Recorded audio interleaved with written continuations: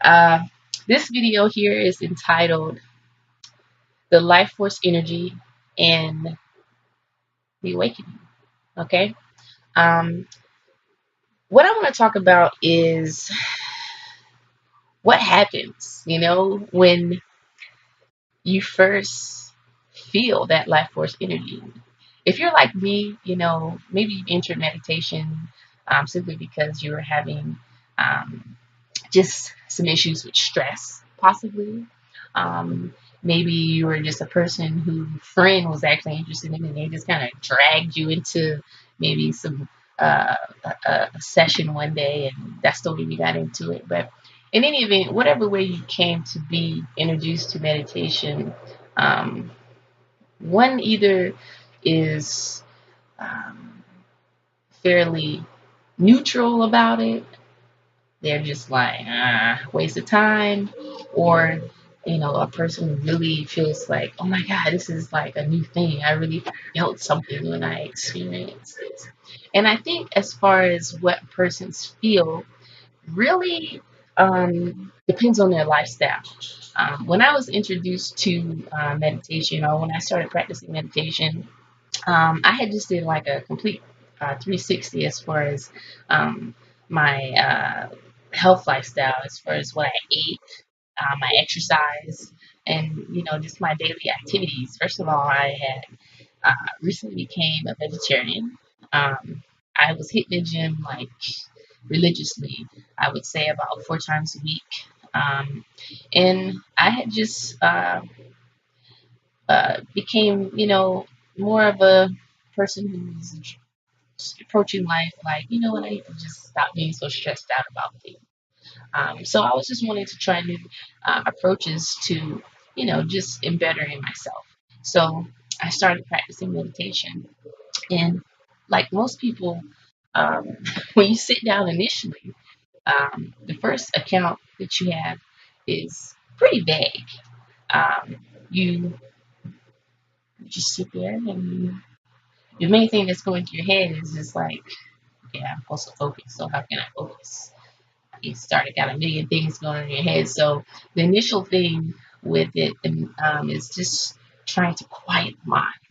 Just focus on what you're doing. And what I found to be very beneficial is just focusing on my breath, like listening to myself breathe. I couldn't do anything else.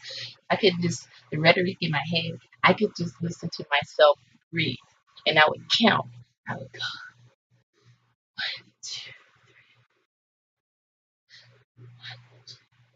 just counting, focusing on the numbers too, like breath, breathing in the numbers. You start to focus the mind on one thing, but if you're focusing on two, then you got okay. Well, the mind has to have something to grab hold to. So it grab hold to okay, breathe, numbers. Um, what happened? What happened initially is, and I'm gonna first of all, this is a representation of you yourself. I feel like we are a temple, we are a pyramid, simply. Um, in our, if we can look at our astral body, our etheric body, we're just, in my opinion, just a temple of some sort of triangle, sort of blob of some sort. We are housed within something, and I'll get more into the word house later when I talk about pharaohs. But I digress. So you sit down initially, and you start to feel. You start to right. You start to feel. Get a little closer now. You start to just feel that energy, mainly in your root, in your like your chest, your stomach area. Initially, that's where it's kind of you know you start feeling a little bit of movement, right? And the longer you sit down, based on, like I said, you go back to your diet, right? You go back to your diet and what you're doing. A lot of people, after a while, either they just consistently have this type of feeling of this energy uh, moving inside of them, and it kind of just stays there. But unless they do things to promote more sort of healthy type lifestyle, that's pretty much consistent you're going to be. But when you start to really change that energy, starts to move up.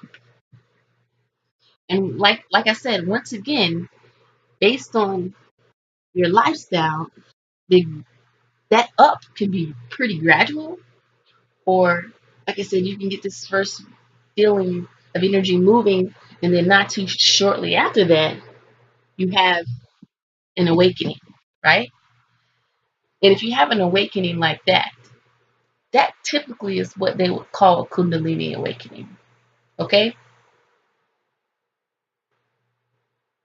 From if it really just kind of in a short period of time, when you just started. Me, I started maybe in like a week. It took me like about maybe 2 weeks for it for me to get energy, like feeling like energy to be in a full blown awakening. That's typically a Kundalini awakening. If you have a gradual awakening, typically it's not really a Kundalini awakening if you're just gradually opening. And to be quite frank, a lot of people, just to be on the safe side and really the same side, it's probably best to open your chakras gradually. But the divine works in mysterious ways, right? So sometimes you don't really have a say in the matter. But so what happens?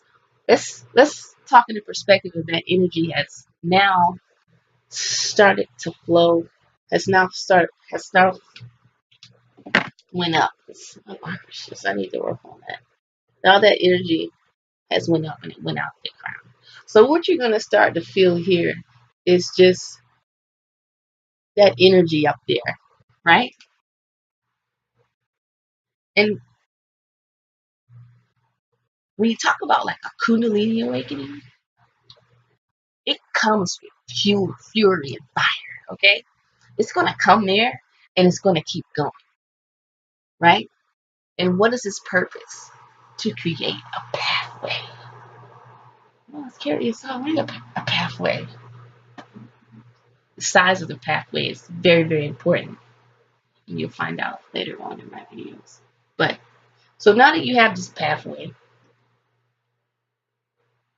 to continue on to the next step, typically what happens, first of all, that's a lot of stuff to get through, right? So the energy starts to find, right, paths.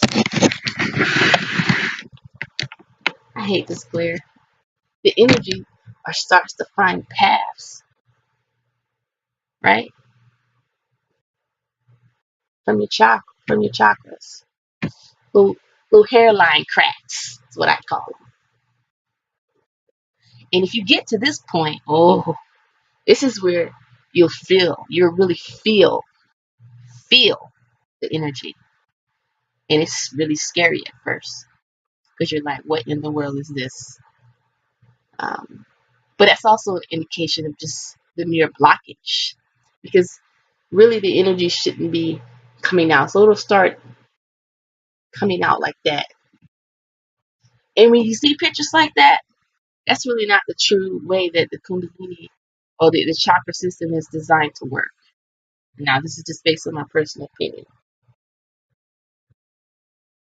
I didn't have so much up here, but so after I started to feel these root, sacral, solar plexus, heart, the throat, right? The crown, the third eye, then the crown. What happens next is when you start to progress, this here is really what's going to fuel the next level. This here is a chakra that's very important. Sorry, it's a very important energy center. It's called the zeal point chakra or the mouth of God chakra.